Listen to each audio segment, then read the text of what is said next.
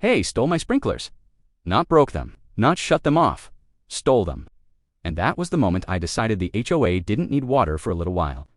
I've lived in this neighborhood for 8 years, and my backyard is my pride. I grow tomatoes, lemons, peppers, fresh food, real soil, the whole thing. It's my stress relief. But the HOA hates anything they can't control, and my garden has always been their favorite target. It started with petty warnings. Your planter boxes are not community standard. Your irrigation schedule is too frequent. But the real blow came one Tuesday morning. I walked outside to check my vegetable beds and found every sprinkler had all 14 of them, gung dug out, clean holes left behind, like someone had performed surgical theft. At first I thought maybe kids had messed with them, but then a notice appeared taped to my front door. Your sprinkler system violates community visual uniformity. HOA has removed the non-compliant fixtures. Replacement with approved models costs $600. They removed my property from my backyard and expected me to pay them to replace it.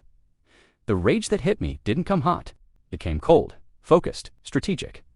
See, the HOA's irrigation system, which waters all their community gardens, walking paths, and decorative shrubs runs on a line that crosses the back corner of my property. That line is only legal because of an easement agreement from the previous owner. And that easement, it has a clause. A very simple one. Any damage, removal, or alteration of private property by the HOA nullifies utility easement rights.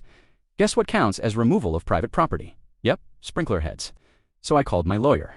He sent a single email to the easement revoked. Water access terminated until resolution and compensation. And then very calmly I walked to the back corner of my yard and turned the irrigation valve to off. Within 2 hours, the HOA president was banging on my door. She demanded I turn the water back on. I pointed to the holes where my sprinklers used to be. I'll reconnect the water, I said, as soon as my entire system is replaced at your cost. With the exact model I had before, she refused.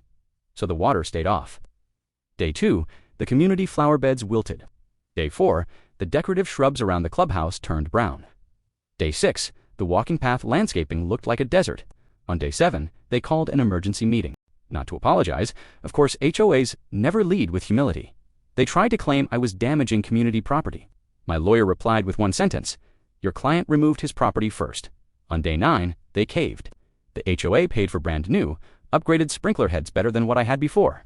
They also covered labor costs, soil repair, and issued a formal written apology. Once everything was restored, I walked to the back corner of the yard and slowly turned the irrigation valve back on. Water rushed through the lines like a victory march. Now the HOA leaves my garden alone. The president avoids eye contact, and I added a small plaque to my shed. Touch my sprinklers, lose your water, because in this neighborhood, revenge flows better under pressure.